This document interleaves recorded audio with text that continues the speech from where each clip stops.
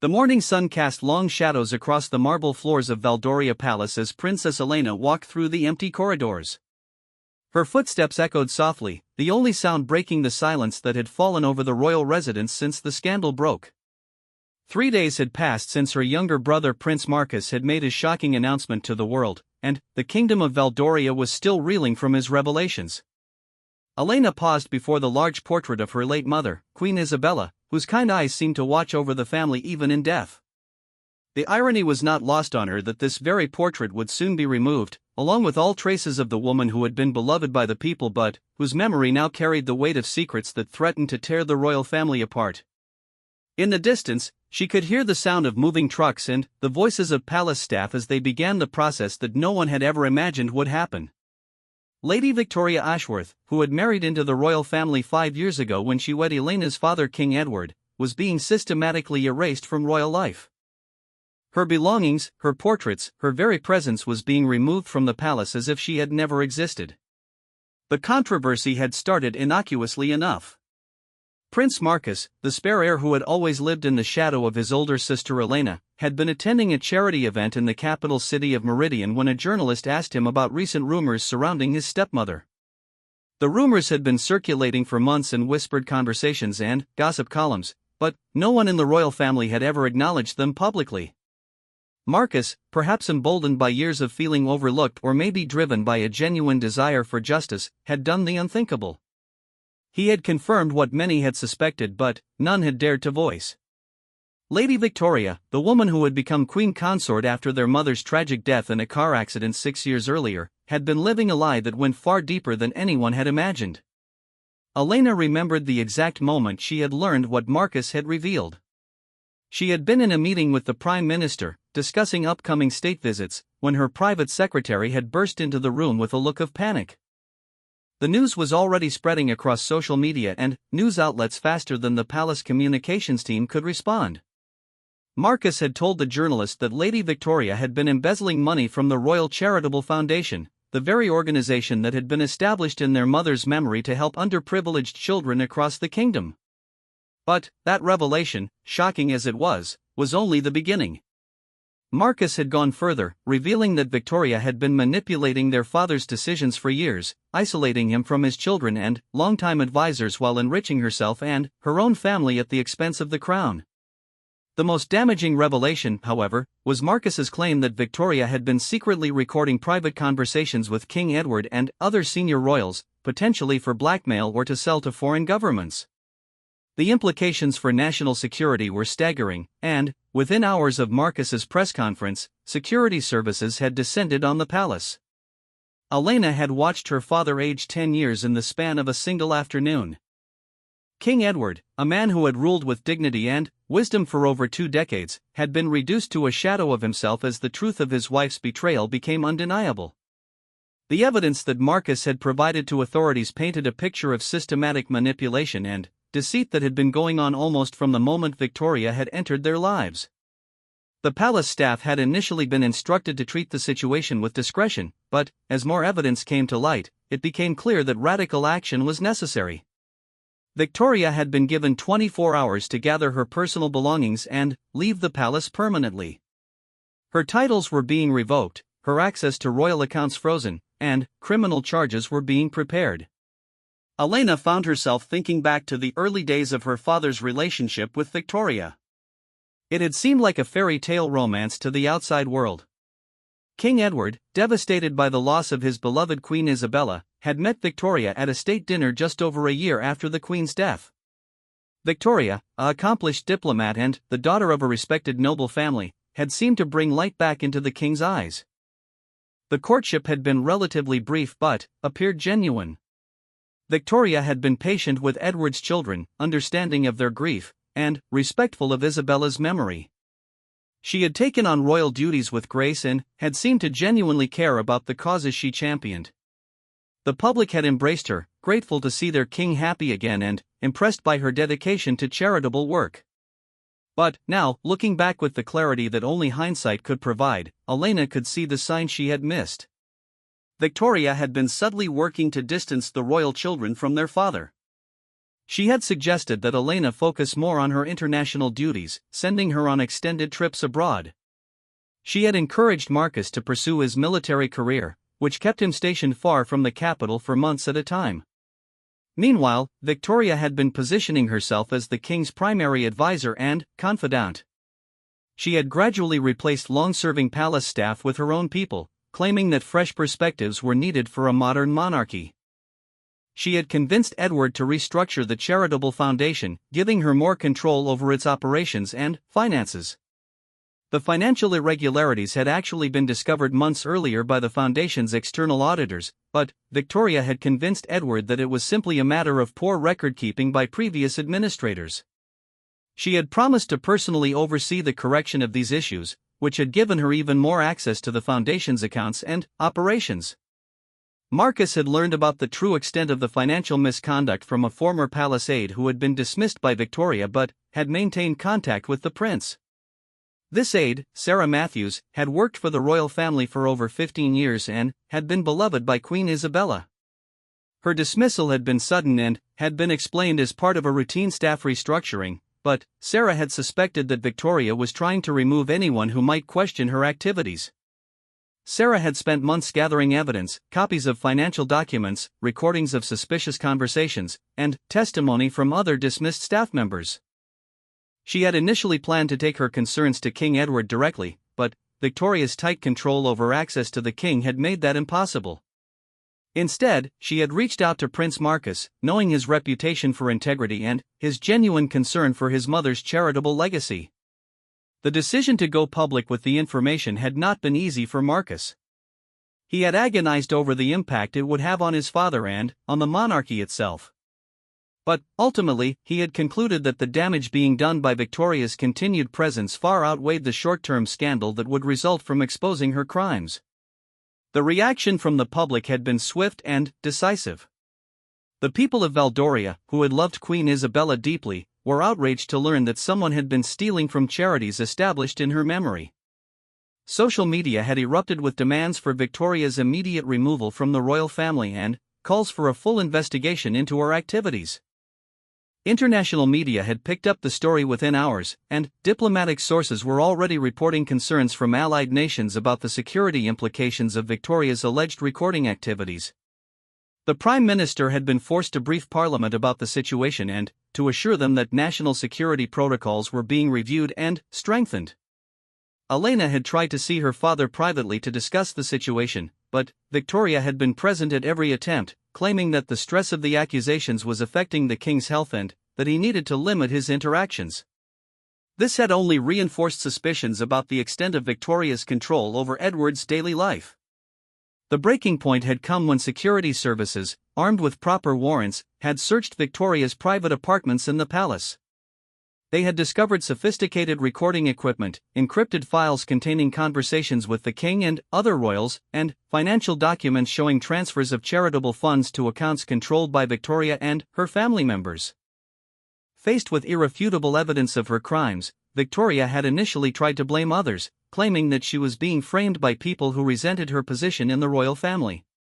But, as more evidence emerged, including recordings of her own voice discussing her schemes, her denials became increasingly desperate and unbelievable.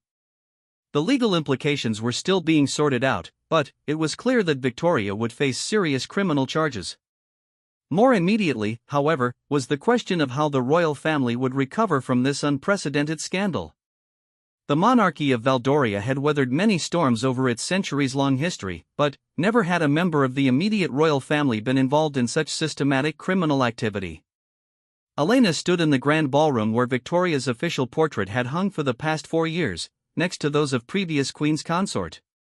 The portrait had been removed that morning, leaving only an empty frame and a slightly discolored patch on the wall where it had been.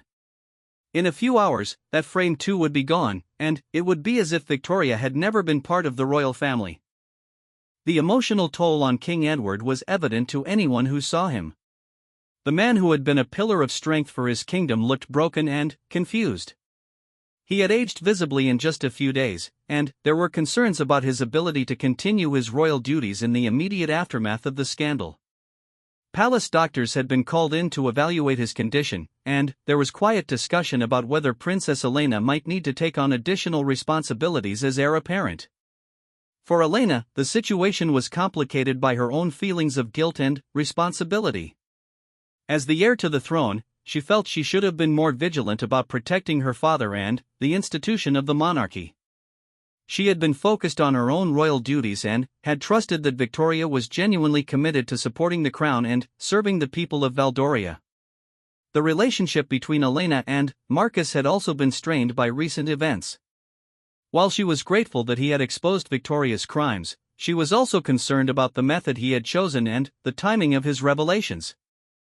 Going to the press rather than working through internal channels had created a media circus that was making the situation even more difficult to manage. Marcus, for his part, was dealing with his own complex emotions. He was proud of having stood up for justice and protecting his mother's legacy, but he was also devastated by the pain his actions had caused his father. The young prince had always struggled with his role as the spare heir, often feeling that his contributions to the royal family were undervalued or ignored.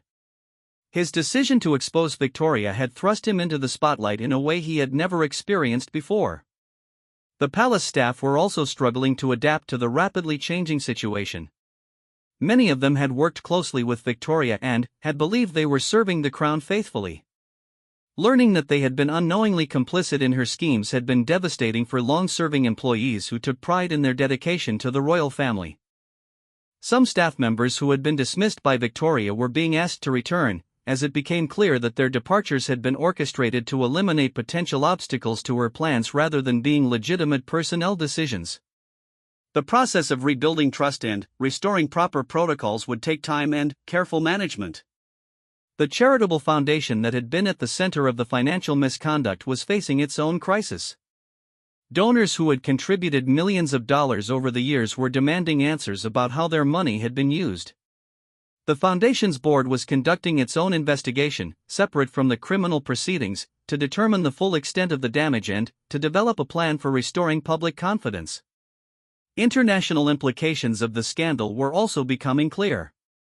Several foreign governments had already requested briefings about the security aspects of Victoria's activities, particularly the alleged recordings of sensitive conversations. Trade agreements and diplomatic relationships that had been negotiated during Victoria's time as Queen Consort were being reviewed to ensure that no classified information had been compromised. The media coverage of the scandal was intense and sometimes speculative, with reporters trying to piece together a complete timeline of Victoria's deception. Palace communications staff were working around the clock to provide accurate information and to counter false rumors, but the sheer volume of coverage was overwhelming their normal capabilities. Elena had made the difficult decision to cancel several upcoming international engagements to remain close to her father during this crisis. Her presence was needed not just for emotional support, but also to help maintain continuity in royal duties while the king recovered from the shock of Victoria's betrayal. As evening approached and the last of Victoria's belongings were loaded onto trucks for removal from the palace, Elena reflected on the lessons this crisis had taught her about trust, vigilance, and the responsibilities that came with royal privilege. The monarchy would survive this scandal, but it would be forever changed by the experience. The empty rooms that Victoria had once occupied would eventually be repurposed, but for now they stood as stark reminders of how completely someone could infiltrate the most secure and traditional institution in the kingdom. The challenge ahead would be rebuilding not just the royal family's reputation, but also their own faith and their ability to judge the character of those they allowed into their inner circle. In the distance, Elena could hear her father's voice for the first time in days, speaking quietly with his private secretary about the arrangements for addressing the nation. It was a small sign that King Edward was beginning to emerge from the shock of recent revelations, and Elena felt a flicker of hope that the royal family would find a way to move forward from this devastating chapter in their history. 2 weeks had passed since Lady Victoria's dramatic removal from the palace, and the kingdom of Valdoria was slowly beginning to process the full scope of the scandal that had rocked the monarchy. The initial shock had given way to a more methodical investigation, but each new revelation seemed to deepen the betrayal that the royal family and the public had experienced. King Edward sat in his private study, a room that had once been his sanctuary but now felt tainted by memories of the conversations he had shared there with Victoria. The walls were lined with portraits of his ancestors, monarchs who had guided Valdoria through wars, economic crises, and social upheaval. He wondered what they would think of how thoroughly he had been deceived by someone he had trusted with his heart and his crown. The criminal investigation had moved swiftly once the initial evidence had been secured. Victoria's financial crimes were extensive and sophisticated, involving not just the theft of charitable funds but also a complex network of shell companies and offshore accounts. The investigators estimated that over $12 million had been diverted from various royal charities over the past 4 years, money that had been intended to help children, support veterans, and fund educational programs. But the financial crimes, devastating as they were, had proven to be just one aspect of Victoria's deception. The recordings she had made were more extensive than anyone had initially realized. Hidden microphones had been discovered throughout the royal residence, including in the king's private apartments and in rooms used for confidential government briefings. The security services had spent days sweeping the entire palace, finding sophisticated surveillance equipment that had been carefully installed over several years. Some of the devices were so well concealed that even experienced technicians had difficulty locating them. The discovery had forced a complete review of royal security protocols and had raised serious questions about how such extensive surveillance could have gone undetected for so long. Princess Elena had taken on many of her father's public duties while he dealt with the aftermath of the scandal. She had addressed the nation twice in the past 2 weeks, first to acknowledge the crisis and assure the public that justice would be served, and then to announce the establishment of an independent commission to review all royal charitable activities and ensure proper oversight in the future. The princess had also made the difficult decision to temporarily step back from her role as patron of several organizations until the full scope of Victoria's activities could be determined. This had been a painful choice, as these were causes close to her heart, but she felt it was necessary to maintain public trust in the integrity of royal charitable work. Prince Marcus had been struggling with the intense media attention that had followed his decision to expose Victoria's crimes. While many praised him as a hero who had put duty above family loyalty, others criticized him for the way he had handled the situation. Some commentators argued that he should have found a way to address the problems internally rather than creating a public spectacle that had damaged the monarchy's reputation. The young prince had given only one interview since his initial press conference, and in it he had appeared visibly shaken by the consequences of his actions. He spoke passionately about his mother's memory and his determination to protect her charitable legacy, but he also acknowledged the pain his revelations had caused his father and the institution they all served. Marcus had been particularly affected by the discovery that Victoria had been recording private family conversations, including discussions about his mother's death and the family's grieving process. The violation of these intensely personal moments had left him feeling angry and violated in ways that went far beyond the financial crimes. The investigation had also revealed that Victoria's manipulation had extended to her interactions with foreign diplomats and government officials. She had used her position to gather sensitive information about trade negotiations, defense agreements, and diplomatic strategies. While there was no evidence that she had sold this information to foreign governments, the potential for blackmail or coercion had created a national security crisis. The Prime Minister had been forced to brief Parliament in closed session about the security implications of Victoria's activities. Several ongoing negotiations with foreign governments had been suspended while officials reviewed what information might have been compromised. The damage to Valdoria's diplomatic relationships was still being assessed, but early indications suggested that it would take years to fully rebuild trust with some key allies. Palace staff members who had been dismissed during Victoria's tenure were gradually returning, and their accounts of what they had witnessed were helping investigators piece together a more complete picture of how the deception had been carried out. Many spoke of feeling uncomfortable with changes Victoria had implemented but being afraid to speak up because of her powerful position and apparent influence over the king. Sarah Matthews, the former palace aide who had first brought evidence to Prince Marcus, had been asked to temporarily return to help with the transition and to assist investigators. Her detailed knowledge of palace operations and her careful documentation of suspicious activities had proven invaluable in understanding the full scope of Victoria's schemes. Sarah revealed that Victoria had been particularly careful to isolate King Edward from information that might have exposed her activities. She had convinced him to change his daily briefing schedule, reducing his contact with longtime advisors and increasing her own role in filtering information that reached the monarch. This had created a dangerous situation where the king was making decisions based on incomplete or biased information. The charitable foundation that had been Queen Isabella's legacy was facing the enormous task of rebuilding after the financial devastation caused by Victoria's theft. The board had voted to temporarily suspend all new grant distributions while they conducted a complete audit of the foundation's assets and activities. Several major donors had already pledged additional funds to help restore the stolen money, but the damage to the foundation's reputation would take much longer to repair. Elena had taken personal responsibility for overseeing the foundation's recovery, despite the additional burden this placed on her already overwhelming schedule. She felt a deep obligation to ensure that her mother's vision of helping disadvantaged children would survive Victoria's betrayal. This meant not only replacing the stolen funds but also implementing new oversight procedures to prevent similar abuses in the future. The legal proceedings against Victoria were proceeding through the courts, but her lawyers had indicated that she might seek a plea agreement rather than face a lengthy trial. The evidence against her was substantial and included her own recorded conversations discussing her schemes, making a successful defense unlikely. However, the prospect of a plea deal was controversial, with many members of the public demanding that she face the full consequences of her crimes. King Edward had been receiving counseling to help him process the emotional trauma of Victoria's betrayal.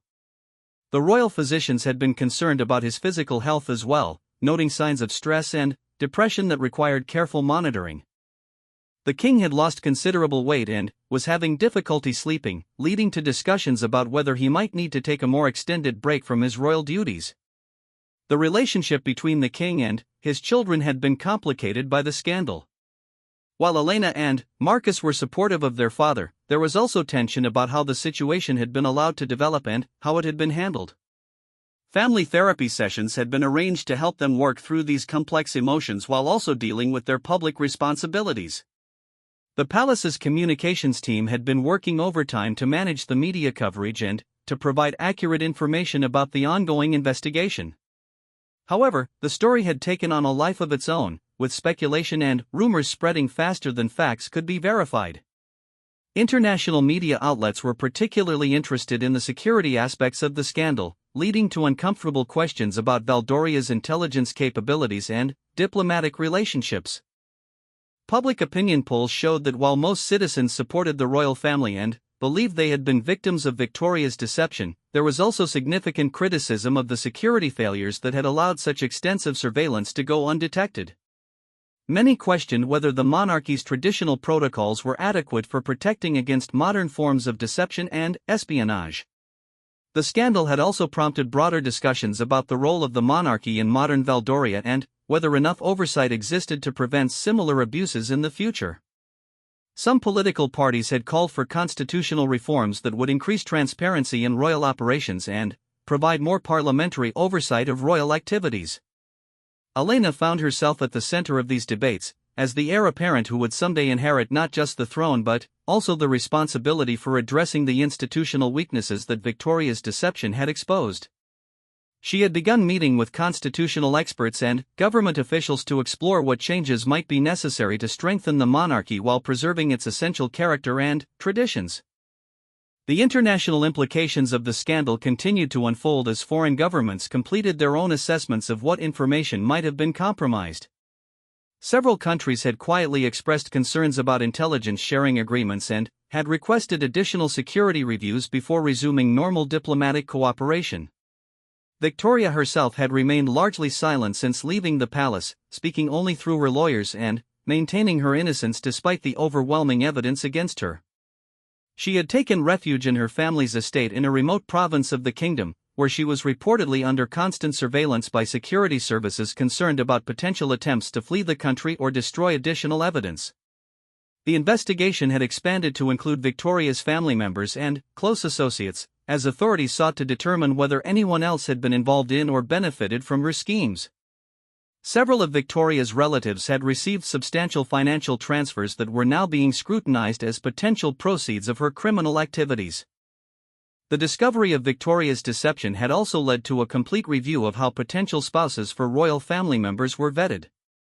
The security clearance process that Victoria had undergone before her marriage to King Edward had apparently been inadequate to detect her capacity for such systematic deception and criminal behavior. Palace security was implementing new protocols that would make it much more difficult for anyone to install surveillance equipment or access sensitive areas without detection. The renovation required to remove all of Victoria's devices and install new security measures was extensive and costly, but it was deemed essential for protecting the royal family and ensuring the security of government operations conducted at the palace. The emotional toll on the royal family was becoming more apparent as the initial shock wore off and the reality of their situation settled in. King Edward had privately expressed feelings of guilt and self-doubt about his judgment, while Elena struggled with anger at Victoria's violation of her family's trust and grief for the additional pain that had been inflicted on her father so soon after losing his beloved wife. Marcus was dealing with his own complex emotions about his role in exposing Victoria's crimes. While he remained convinced that he had done the right thing, the ongoing consequences for his family and the kingdom weighed heavily on him. He had requested a temporary leave from his military duties to help deal with the crisis, but he was also considering whether he might benefit from a more permanent change in his role within the royal family. The staff of the royal household were also struggling to adjust to the new reality. Many had developed personal relationships with Victoria during her years at the palace and felt betrayed by her deception. Others were concerned about their own job security as the royal family worked to rebuild trust and implement new procedures for preventing similar incidents in the future. As the second week after Victoria's departure came to an end, it was becoming clear that the royal family and the Kingdom of Valdoria faced a long road to recovery.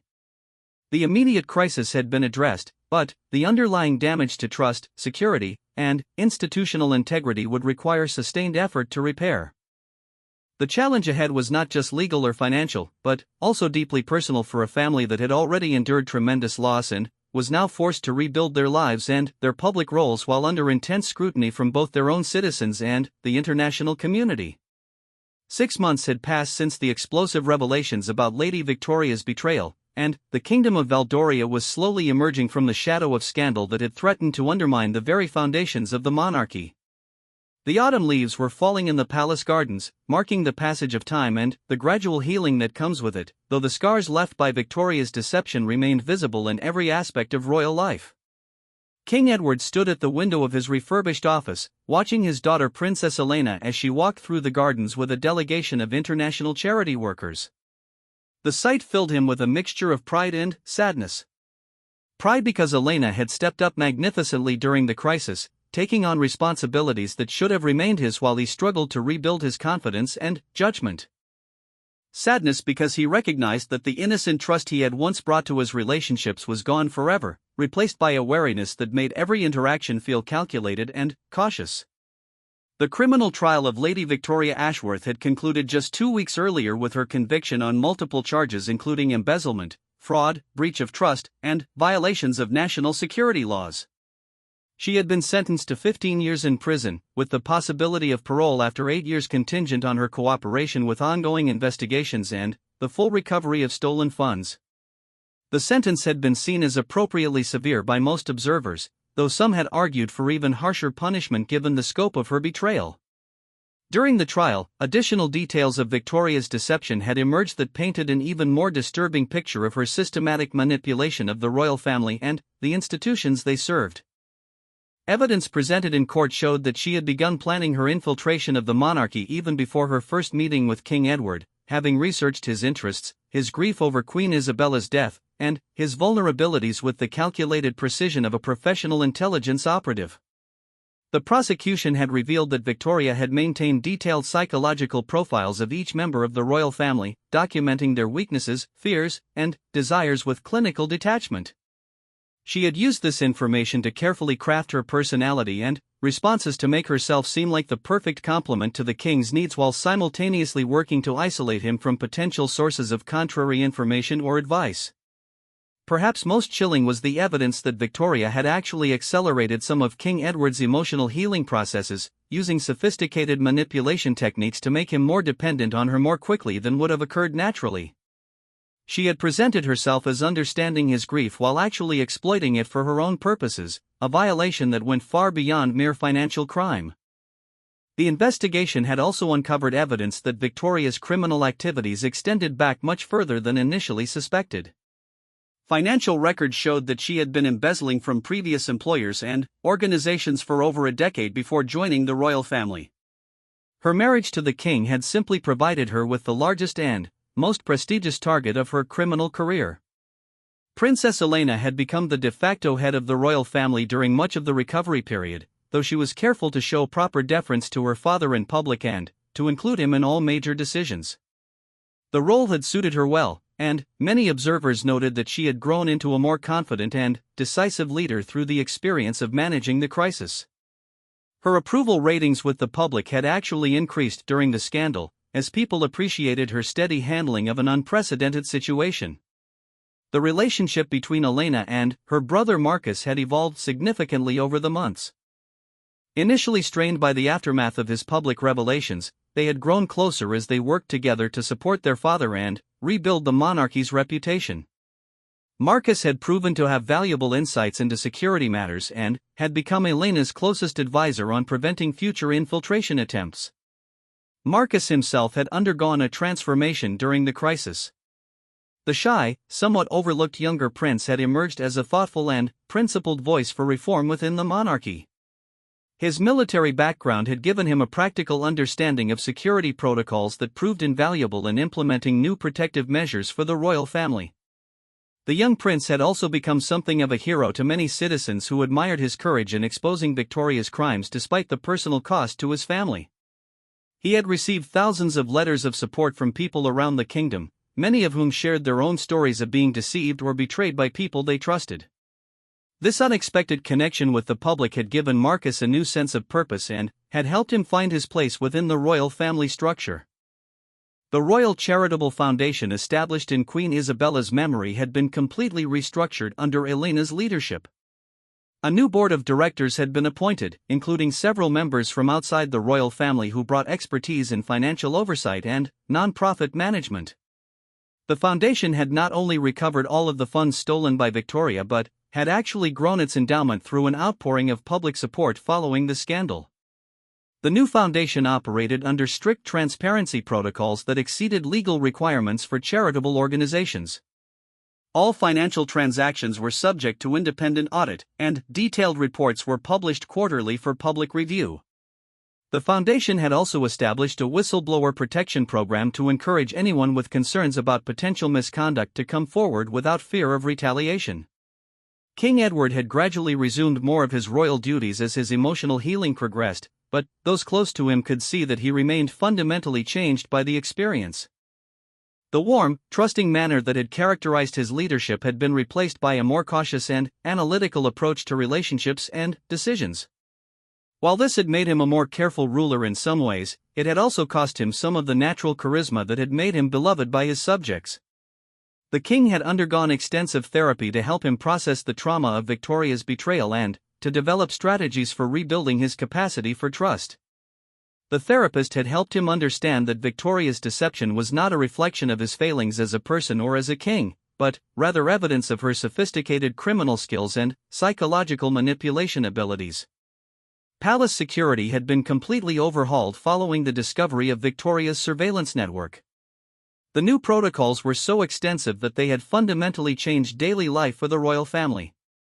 Every room in the palace was now swept for electronic devices on a regular schedule, all visitors were subject to enhanced screening procedures, and new staff members underwent background checks that were more thorough than those required for many government intelligence positions. The security changes had been expensive and disruptive, but they were deemed essential for protecting both the royal family and the sensitive government business conducted at the palace. International security experts had been consulted to ensure that the new measures met the highest standards for protecting against modern surveillance and infiltration techniques. The diplomatic consequences of Victoria's activities had proven to be less severe than initially feared, though several intelligence sharing agreements had been suspended or modified to account for the security breach. Foreign governments had generally been understanding about the situation, recognizing that the royal family had been victims of a sophisticated deception rather than willing participants in any wrongdoing. However, the incident had led to enhanced security protocols for all diplomatic activities involving the Valdorian royal family. Foreign dignitaries visiting the palace were now subject to more extensive security screening, and sensitive conversations were conducted in specially secured rooms that had been swept for surveillance devices immediately before each meeting. The media coverage of the scandal had gradually shifted from sensational reporting about the immediate crisis to more thoughtful analysis of the lessons learned and the reforms implemented in response. Several major publications had praised the royal family's handling of the aftermath, particularly Elena's leadership and the transparency with which they had addressed the public's concerns. Public opinion polls showed that while the monarchy's approval ratings had initially dropped following the scandal, they had recovered to levels that exceeded their pre-crisis heights. Many citizens seemed to appreciate the royal family's honest handling of the situation and the concrete steps they had taken to prevent similar problems in the future. The constitutional review that had been launched in response to the scandal had produced recommendations for modest reforms to increase oversight of royal activities while preserving the essential character of the monarchy. These reforms included expanded parliamentary review of royal expenditures, enhanced transparency requirements for royal charitable activities, and new protocols for vetting potential members of the royal family. Elena had been actively involved in the constitutional review process and had emerged as a strong advocate for reasonable reforms that would strengthen public trust without undermining the monarchy's ability to serve its constitutional role. Her thoughtful approach to the reform process had impressed both supporters and critics of the monarchy and had demonstrated her readiness to eventually assume the throne. The investigation into Victoria's associates and family members had concluded with several additional arrests and convictions. 2 of Victoria's cousins had been found guilty of money laundering in connection with her crimes, and a former business partner had been convicted of helping her establish the offshore accounts used to hide stolen funds. The broader network of enablers and beneficiaries had been systematically dismantled, ensuring that Victoria's criminal enterprise could not continue to operate in any form. Victoria herself had been transferred to a high-security prison where she was serving her sentence in relative isolation. Reports from the prison indicated that she had shown no remorse for her crimes and continued to maintain that she had been unfairly targeted because of jealousy over her position in the royal family. Prison psychologists had diagnosed her with narcissistic personality disorder and had concluded that she genuinely believed her own version of events despite overwhelming evidence to the contrary. The psychological evaluation had provided some closure for the royal family by explaining how Victoria had been able to maintain her deception for so long without showing obvious signs of guilt or stress. Understanding that her lack of empathy and her grandiose self-image were symptoms of a personality disorder helped them realize that no amount of trust or kindness from them could have changed her fundamental nature. As autumn deepened into winter, the royal family was beginning to plan for the future with a cautious optimism that had been absent during the immediate aftermath of the scandal. King Edward was showing signs of recovery from his depression and was beginning to engage more actively with his royal duties and personal relationships. He had even begun to express interest in eventually remarrying, though he acknowledged that it would be years before he felt ready to trust someone with his heart again. Princess Elena was preparing for her eventual succession to the throne with a new understanding of the complexities and vulnerabilities that came with royal power. She had learned valuable lessons about the importance of institutional safeguards and the need for constant vigilance against those who might seek to exploit royal trust for their own purposes. Prince Marcus had found a new sense of purpose in his role as a guardian of royal integrity and had begun developing expertise in security matters that would serve the monarchy well in future years. His experience of being the one to expose Victoria's crimes had given him a unique perspective on the balance between loyalty and justice that would make him a valuable advisor to his sister when she became queen. The Kingdom of Valdoria had emerged from the crisis stronger and more resilient than before, with institutions that were better protected against future deception and a royal family that was more connected to the concerns and expectations of their people. The painful lessons of Victoria's betrayal had been transformed into positive changes that would benefit the monarchy and the nation for generations to come. As the first snow of winter began to fall on the palace grounds, covering the gardens where so many private conversations had been secretly recorded, the royal family could finally begin to look forward rather than backward. The healing process would continue, but the worst of the crisis was behind them, and they faced the future with hard-won wisdom and a deeper appreciation for the trust that existed between the monarchy and the people they served. 2 years had passed since the Victoria Ashworth scandal had shaken the kingdom of Valdoria to its core, and the spring sunshine streaming through the windows of the newly renovated palace seemed to herald a genuine renewal for the royal family and the monarchy itself. The gardens were in full bloom, a living testament to the cycle of destruction and rebirth that had characterized the royal family's journey through their darkest period and back to something resembling peace. Princess Elena stood in what had once been Victoria's private sitting room, now transformed into a bright office where she coordinated her expanding charitable work and prepared for her future role as queen. The room bore no trace of its previous occupant, having been completely redesigned with warm colors and natural light that created an atmosphere of openness and honesty that stood in stark contrast to the deception that had once flourished there. King Edward had surprised everyone, including himself, by announcing his engagement to Dr. Catherine Winters, a respected physician who had been treating veterans of Valdoria's armed forces through a program supported by the Royal Foundation. The relationship had developed slowly and carefully, with Catherine undergoing the most thorough background investigation in the kingdom's history before the king had even considered pursuing a romantic relationship with her. Unlike Victoria's whirlwind courtship, Edward's relationship with Catherine had been built on a foundation of shared values and genuine friendship that had developed over many months of professional collaboration. Catherine had been involved in charity work long before she met the king, and her commitment to helping others was evident in her actions rather than just her words. Most importantly, she had been completely transparent about her background, her finances, and her motivations from the very beginning of their friendship. The announcement had been met with cautious optimism by the public, who understood their king's need for companionship but were naturally wary after the Victoria disaster. Catherine had handled the scrutiny with grace and dignity, submitting to interviews and background checks that would have been invasive for anyone less committed to demonstrating their integrity. Dr. Winters had insisted on maintaining her medical practice even after the engagement was announced, working part-time at a clinic that served underprivileged communities. This dedication to continuing her professional calling, even as she prepared to take on royal duties, had impressed many observers and helped to distinguish her clearly from Victoria's calculated pursuit of royal status. Elena had initially been protective of her father and had subjected Catherine to careful observation before giving her approval to the relationship. However, as she got to know Catherine better, Elena had come to appreciate not only her genuine affection for the king but also her practical understanding of the responsibilities that came with royal life. Catherine had read extensively about the history of the monarchy and had asked thoughtful questions about how she could best serve the kingdom while respecting existing traditions and relationships. Prince Marcus had also been involved in the vetting process for Catherine, using the security expertise he had developed in the aftermath of the Victoria scandal. His investigation had been thorough and professional, examining every aspect of Catherine's background, associations, and financial history. The fact that Catherine had welcomed this scrutiny rather than resenting it had been one of the strongest indicators of her genuine intentions. The wedding planning was proceeding with careful attention to both security and public sentiment. The ceremony would be smaller and more secure than the elaborate affair that had marked Victoria's marriage to the king, reflecting both the lessons learned from that experience and the more mature, settled nature of Edward and Catherine's relationship. Catherine had specifically requested that the wedding include a tribute to Queen Isabella, acknowledging the continuing importance of Edward's first wife's memory and legacy. This gesture had deeply moved both the king and his children, and had demonstrated Catherine's understanding that she was not replacing Isabella but rather joining a family that would always honor her memory.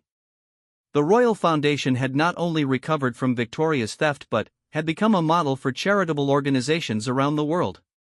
Under Elena's leadership, it had pioneered new approaches to transparency and accountability that were being copied by other nonprofits.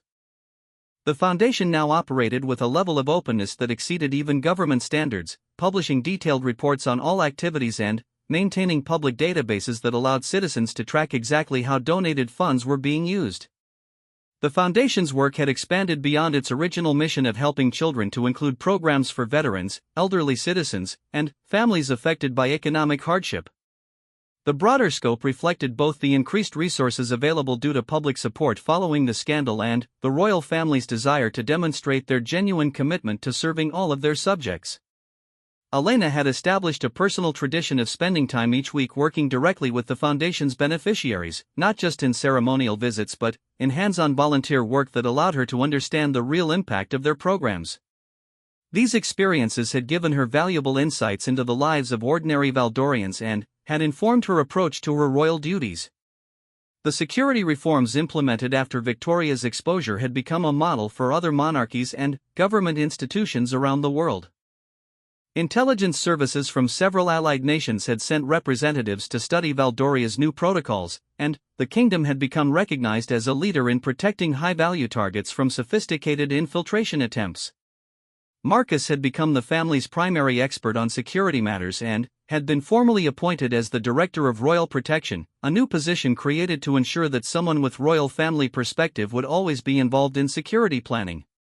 His military background combined with his personal experience of the Victoria crisis made him uniquely qualified for this role. The constitutional reforms recommended by the Parliamentary Commission had been implemented gradually and with broad public support. The changes included regular independent audits of all royal expenditures, enhanced parliamentary oversight of royal activities, and new procedures for investigating any allegations of misconduct involving members of the royal family.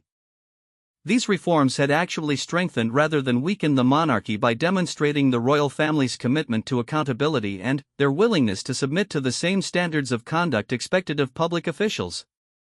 Public trust in the institution had reached levels not seen in decades, as citizens appreciated both the transparency of the new system and the royal family's graceful acceptance of increased scrutiny.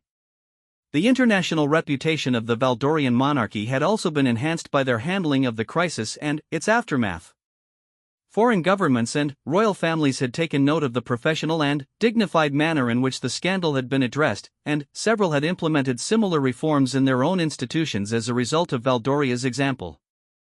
Elena had been invited to speak at international conferences about crisis management and institutional reform, sharing the lessons learned from her family's experience with leaders from around the world. These speaking engagements had raised her profile as a future queen and had demonstrated her ability to turn a crisis into an opportunity for positive change. Victoria herself remained in prison, having been denied parole at her first hearing due to her continued refusal to show remorse for her crimes or to fully cooperate with ongoing investigations. Reports from the prison indicated that she continued to blame others for her situation and had shown no signs of rehabilitation or genuine understanding of the harm she had caused. The psychological evaluations conducted during her imprisonment had provided additional insights into how she had been able to maintain her deception for so long. Prison doctors had concluded that her personality disorder was so severe that she genuinely believed she was the victim in the situation, making it unlikely that she would ever truly accept responsibility for her actions. This diagnosis had provided some closure for the royal family, as it explained why Victoria had never shown any signs of guilt or remorse even when confronted with overwhelming evidence of her crimes. Understanding that her behavior was the result of a fundamental inability to empathize with others or to see beyond her own needs had helped them realize that they could not have prevented her deception through any amount of kindness or trust. The investigation into Victoria's criminal network had led to reforms in how background checks were conducted for all sensitive positions in government and major institutions throughout Valdoria. The sophisticated methods she had used to hide her criminal history had exposed weaknesses in existing verification systems that were subsequently strengthened to prevent similar deceptions in the future. Financial institutions had also implemented new protocols for monitoring suspicious transactions and reporting potential money laundering activities. The offshore accounts and shell companies that Victoria had used to hide her stolen funds had been made much more difficult to establish and maintain through international cooperation with banking regulators. The media coverage of the royal family had evolved from the sensational reporting of the immediate crisis to more respectful and substantive journalism that focused on their work and their reforms rather than seeking to create new controversies. This change reflected both the family's more open approach to media relations and the public's appreciation for their handling of the scandal. Elena had developed a particularly good relationship with the press, providing regular updates on her activities and being available for questions about royal initiatives and reforms. Her openness and accessibility had created a more collaborative relationship between the monarchy and the media that served both institutional and public interests.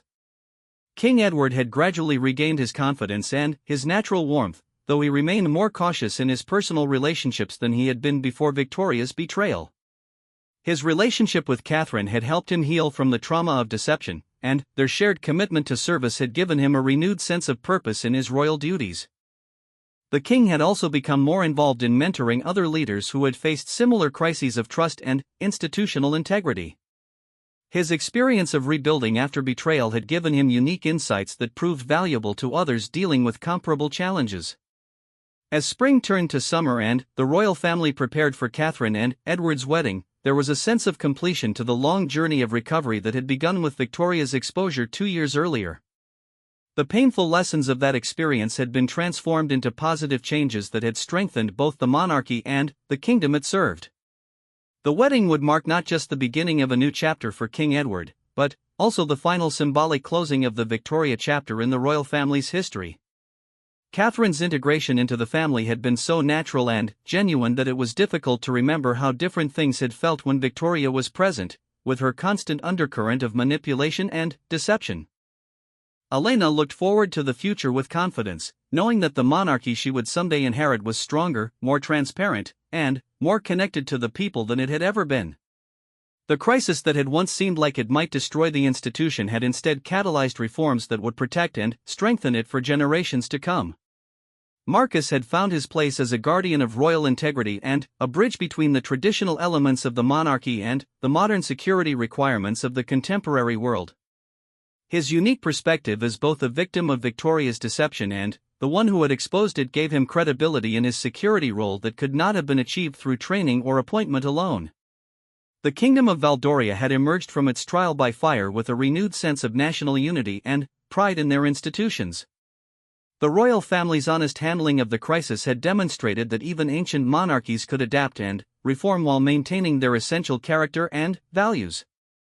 As the sun set over the palace gardens on a warm summer evening, with wedding preparations in full swing and the future looking brighter than it had in years, the royal family could finally say with confidence that they had not just survived Victoria's betrayal but had been made stronger by their response to it.